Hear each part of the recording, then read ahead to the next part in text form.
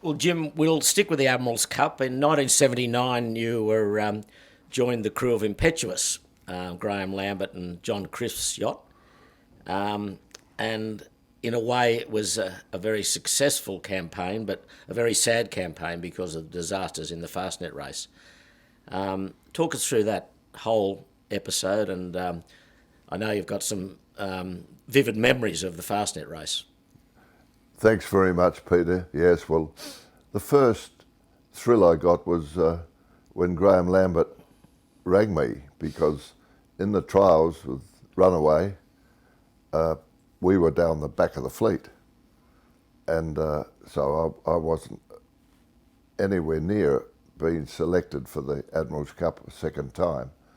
And I received this call from Graham Lambert that he would like me to step in where he had Harold Cudmore before. And I said, oh, well, thank you very much. I'll accept that. And what a wonderful campaign he and John Crisp had put the boat together. You know, a couple of really successful businessmen, and they chose a wonderful crew of 18-foot skiff fellows.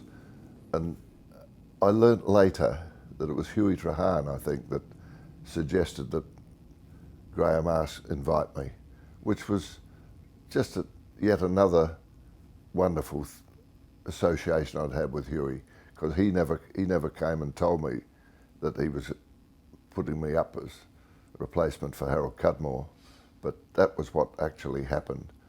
Well, the races on the Solent, they were fresh wind races, and I can remember one stage we're heading for the shore on one jibe, and we've got to jibe the boat and get on the other jibe or crash into the land, you know, either the Southampton side or the Isle of Wight side.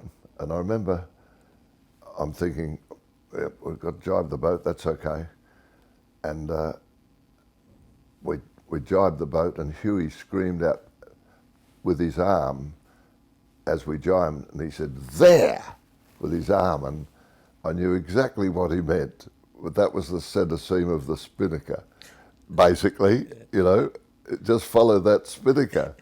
And I was absolutely with it, because that's exactly what I was going to do. But the confirmation from Huey was wonderful. And anyway, off we go on that Fastnet race, and we got a forecast that there would be a 30 knot nor'west, blow coming through, 30 knots plus. Well, I remember about sunset, we're on the, Phil Eady's given us a course we're on this course to the Fastnet Rock, and just before sort of sunset, I can remember seeing the German yacht Pinter, few kilometres to leeward, but same sort of course. Anyway, the sun set and whatever. Well, about 10 p.m, this southerly buster type thing, nor'west squall hit us, and we had 3 reefs. First and foremost, we had to get the reef in. Huey Trahan called to me right at the beginning, "What jib do you want, Jim?" And I said, "The storm jib," because at that stage, the stuff in my face, etc. Anyway, my biggest worry, Pete, was that the mainsail would split, because we had no reefs in it, and we're going from no reefs to the very top reef. So getting it down, the thing was flogging so violently. I really genuinely thought this race could end for us here. Well, it didn't, and partly I think because Huey Trahan blew Peter's sails, his own business, had made the sails, and they were strong enough to do the job. So we get this third reef in, and a small headsail, and I'm back steering, and co-owner John Crisp sitting alongside me on the rail, and he said, "What can I do to help, Jim? What can I do to help?" I said, John, just keep wiping the binnacle. Just keep wiping. The binnacle was had water over it all the time. And I said, keep wiping that. And some fellow had left some clothing, socks or something on them to dry. Anyway, so there he is wiping this, and I'm steering the course that Phil Eadie's ordered, and no sign of the Fastnet Rock. And it's now 11 p.m. Jesus, we should be able to see it. You know, Phil Eadie's sort of getting nervous that no sign of the Fastnet Rock, and then some of the crew see a light down to leeward, and I think, you know, we're too high on the course, and think that's this light down there. And I can remember thinking, oh, Jesus, if it's not down there and we go down there, that's definitely double disaster. And Phil, double check, you know, what you reckon's the course. Well, Phil goes down below and comes up, and I think, speaking to him afterwards, I think he was conning us, but he basically said, well, as far as I can see, this is the course. Hold on, hold on. And I remember thinking to myself, I'm sticking with Phil. Phil and I'm going with the navigator here, like I would with Mark Tostovan. I'll go where he says I should be. And lo and behold, next thing, the loom of the Fastnet Rock, Pete, starts to show up. But the waves, you couldn't believe that huge rock. And 2 years earlier, we went round and discarded Frank Crutch's sea bag in no wind at all. But here now, 2 years later, and the spray and wave splashing over the top and taking the light out. You know, it was sort of an opaque light, not a flashing light. Well, it's now midnight, and I was on from 9 p.m. till midnight. Huey Trahan takes over, and we get to the rock at about 1 a.m. And lo and behold, there's a big starboard tack hooker, bigger yacht, you know, 50 foot or whatever, on starboard tack on a collision course, and here's the Fastnet Rock up here. And Huey says to Phil Eadie, what bearing can I tack without hitting the rocks that extend out from the Fastnet Rock? You remember this is like an apron of rocks. What angle? And Phil goes below again, comes up and gave some angle. And I remember I'm sitting looking at the binnacle, and we're over that, we're over it. And Huey, he said, we're definitely over that. Well, then you can tack. And here's this big starboard tacker. Honestly, it seemed like a boat length or two to windward of us, and we tack underneath this great big thing. Well, we get to the rock itself, and the foam, the sea foam, fills the yacht up to the top of all the rails. The whole Impetuous is 3 feet in white froth, and round the corner we go, and off we go downwind, and then Jim Hardy, he's back on the helm at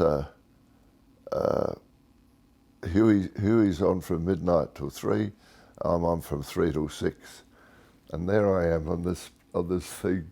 And early on, look, we could put a bigger jib up, I'm saying to Robbie Brown. And Robbie goes up forward, and you know, we've got just a little bit of mainsail, there's the 3 reefs, and a little jib, but with Jim Hardy, I think we get a bigger jib up.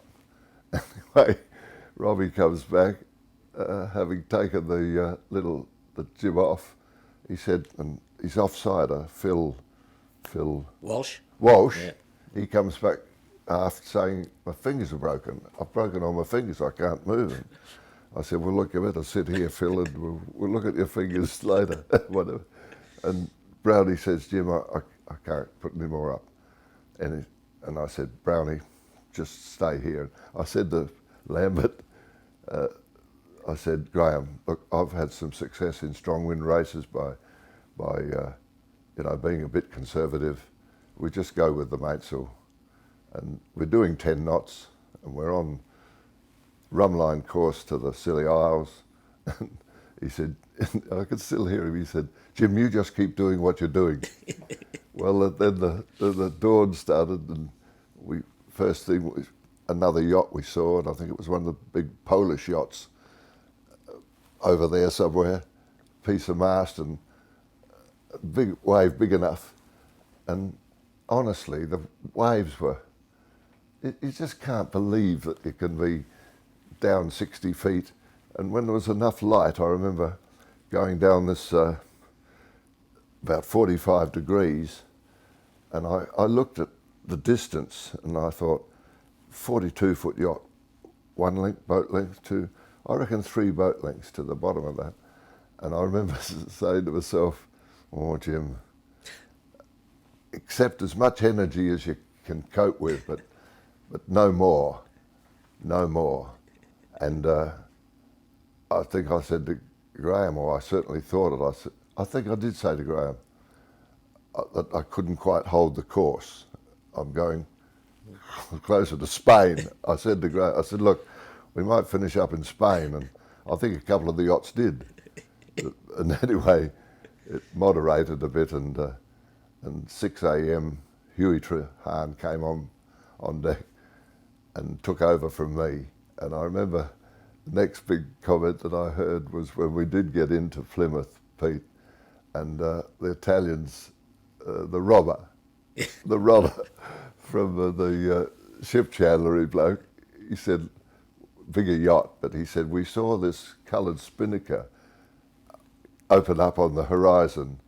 He said that it'd have to be the crazy Australians, and that was right. Huey and the 18-foot skiff fellas, we can put and the breeze had moderated quite a bit, and when we got into, we weren't sure because we weren't allowed to go on radio. Frequency was upsetting Europe or whatever. We didn't know at that stage where police car was or where Sid Fisher was. We did spot police car then coming in towards Plymouth. We could pick her, and she wasn't very far ahead of us. But Sid we didn't know, but when we got into Mill Bay, into Plymouth, there's Sid Fisher. The ragamuffins in there, police cars there, we're home, the 3 of us. And as you said, we won the Admiral's Cup, but 15 guys dying in a yacht race, I just couldn't handle that. And of course, there was no trophy presentation. We went to the St Andrew's Cathedral in Plymouth and had a memorial service. So it was a very sad end. And on a personal note, those guys on Impetuous, for the rest of my life, and I think it's mutual, you respect these blokes like a family. It's amazing, isn't it? Yeah. It was a very bittersweet time for ocean racing, really, and sport in general. Yeah. But we move on, and then 1980, Bondi again rings you up and says, "Let's go to the America's Cup." He did. Australia too. He did. And Warren Jones, I got the message, and Warren said, "Look, I'm coming to Adelaide. I'll come and tell you what we're planning to do." And he came to Adelaide. I was down there for board meetings or whatever, and staying at the Oberoi Hotel at North Adelaide, when he told me, that they wanted to basically not break the continuation of their efforts. You could almost tell that they, bit of a long shot to win. He never said that, but you know what I mean? He talked about continuation, and fair enough. And Peter, it was a thrill having you in that crew. Seriously. Yeah, that was lovely. Yeah. It really is a beautiful experience, isn't it? Yeah. And we won a race. Yeah. And we won a race. That was Wasn't that great? was wonderful. Yeah. Wasn't it? Yeah. Dennis Connor protested us for nav lights, because when I saw the stern light on Freedom, I said, "Jack, that's what it is. I said, where the nav lights, and he gets these battery port and starboard lights to put on the bow and gives them to Scotty McAllister. And I love that, didn't you? Scotty goes up to the bow, and Scotty came after and he said, it's not working. And Jack or I said, well, go back and kick it in the guts. Anyway, Scotty goes back and gives it a whack and it came on. He said, green out that way. I think it should be the other way around. And of course, the photographs show the green light coming out of the port side of the bow. Yeah. No stern light, which was a torch. Somebody had whizzed the torch. Yeah. And Connor protested. But even the New York Yacht Club said, hey, Dennis, that's a... grasping at straws. Yeah. But the race started late because there was very light winds, and of course it went into the late or the early evening, and it was dark, and had to put nav lights on after sunset. So, that was right. Yeah. But Jim, the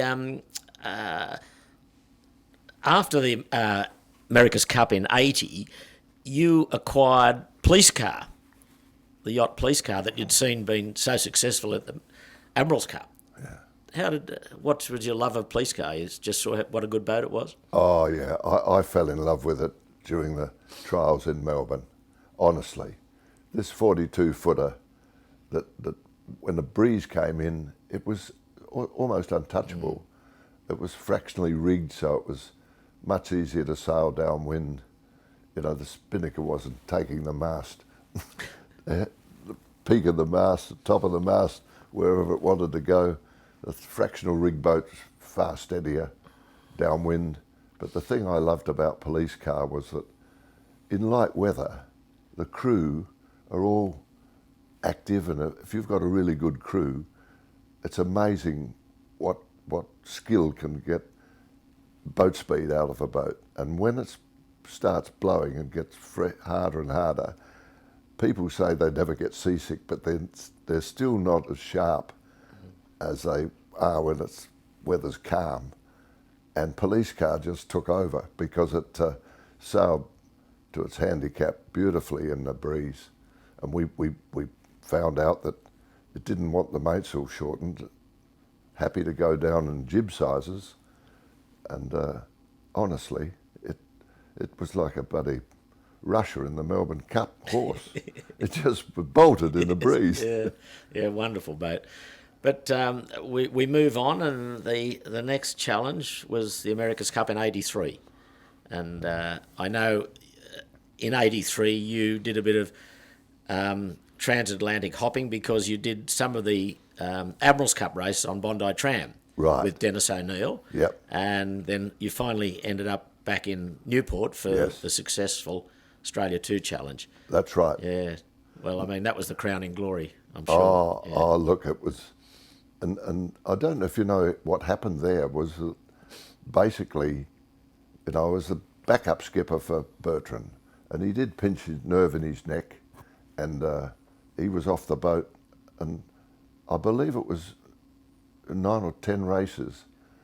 Huey would start the boat, and I'd steer it from there on, and honestly, we got rolled once late in the piece by the British yacht, which was Victory 83 or whatever it was, name of it.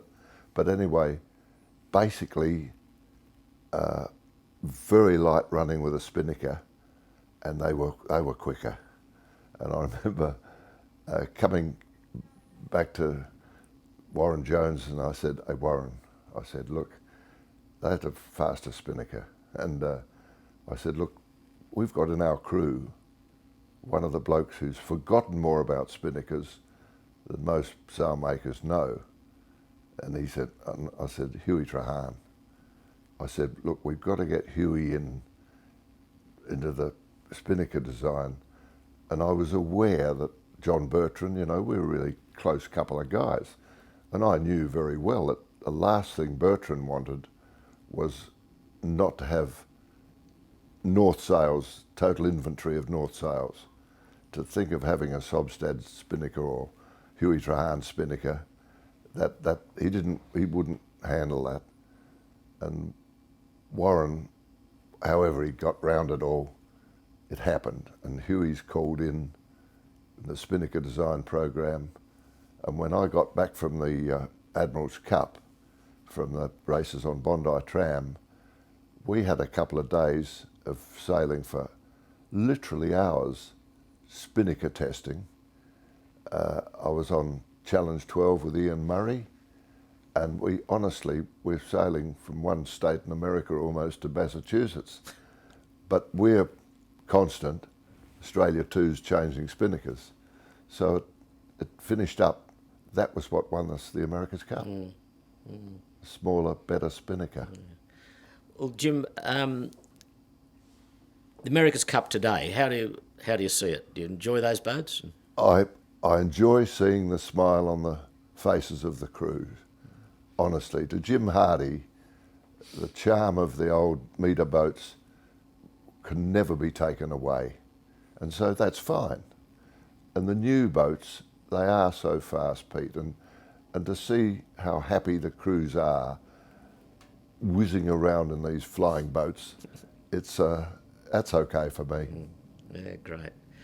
Well, in finishing, Jim, we'll just talk briefly about Nerida, that has been such an important part of your life. You told me that you probably won't sail her again. Your son David will probably take over helming, but you went out in a blaze of glory last December. You won the Classic Yacht Regatta here on Sydney Harbour. That was a nice way to go out if you've gone out, so to speak. I've gone out in racing. I do not wish to race in another yacht. I'm very happy to go out pleasure sailing and in Nerida and wherever, but to actually take part in a race now, honestly, I know that my knees, and I'd be more of a handicap than a help in a racing situation.